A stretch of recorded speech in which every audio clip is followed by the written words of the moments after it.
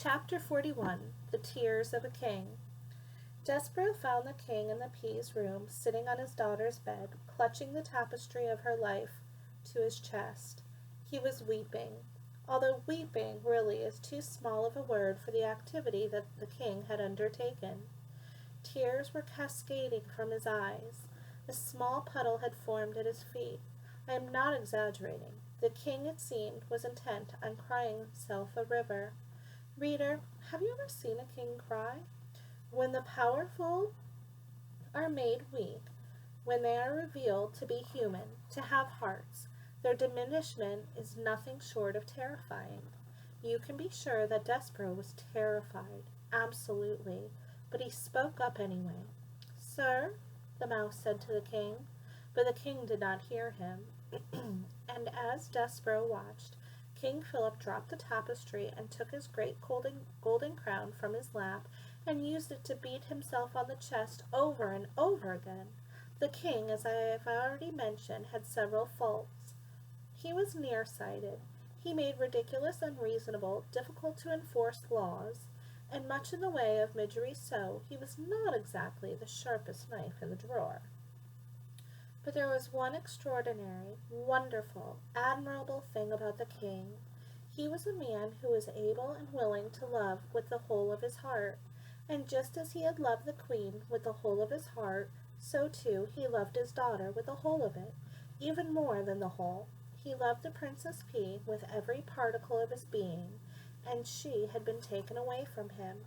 But what Despereaux had come to say to the king had to be said, and so he tried again. "Excuse me," he said. He wasn't certain, really, how a mouse should address a king. "Sir" did not seem like a big enough word. Despereaux thought about it for a long moment. He cleared his throat. He spoke as loudly as he was capable of speaking. "Excuse me, most very honored head person." King Philip stopped beating his crown against his chest. He looked around the room.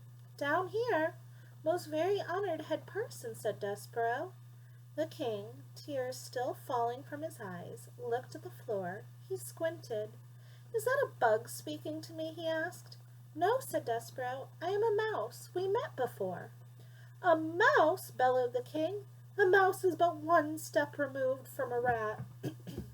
"Sir," said Despereaux, "most very honored head person, please, you have to listen to me.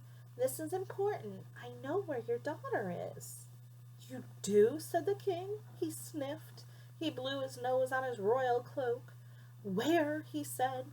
And as he bent over to look more closely at Despereaux, one tear, two tears, three enormous king-sized tears fell with an audible plop onto Despereaux's head and rolled down his back, washing away the white of the flower and revealing his own brown fur. "Sir, most very honored head person, sir," said Despereaux as he wiped the king's tears out of his own eyes. "She's in the dungeon." "Liar," said the king. He sat back up. "I knew it. All rodents are liars and thieves. She is not in the dungeon. My men have searched the dungeon." "But no one really knows the dungeon except the rats, sir. There are thousands of places where she could be hidden, and only the rats would know. Your men would never be able to find her if the rats did not want her found." "Ach," said the king, and he clapped his hands over his ears. "Do not speak to me of rats and what they know," he shouted. "Rats are illegal. Rats are against the law. There are no rats in my kingdom. They do not exist." "Sir, most very honored head person, that is not true. Hundreds of rats live in the dungeon of this castle. One of them has taken your daughter. And if you will send—" The king started humming, "I can't hear you." He stopped to shout, "I cannot hear you. And anyway, what you say is wrong, because you are a rodent and therefore a liar." He started to hum again, and then he stopped and said, "I have hired fortune-tellers and a magician. They are coming from a distant land. They will tell me where my beautiful daughter is. They will speak the truth. A mouse cannot speak the truth." "I am telling you the truth," said Despereaux. "I promise." But the king would not listen. He sat with his hands over his ears. He hummed loudly. Big fat tears rolled down his face and fell to the floor.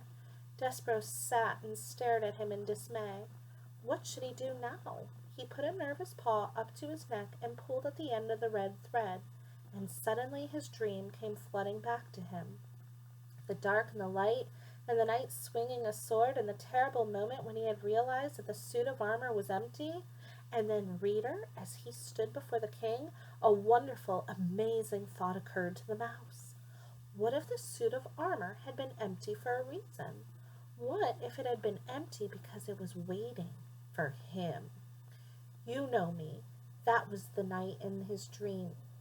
Was what the knight in his dream had said. Yes, said Despero out loud in wonder. I do know you. I can't hear you, sang the king. I'll have to do it myself, said the mouse. I will be the knight in shining armor. There is no other way. It has to be me. Despero turned. He left the weeping king. He went to find the Threadmaster.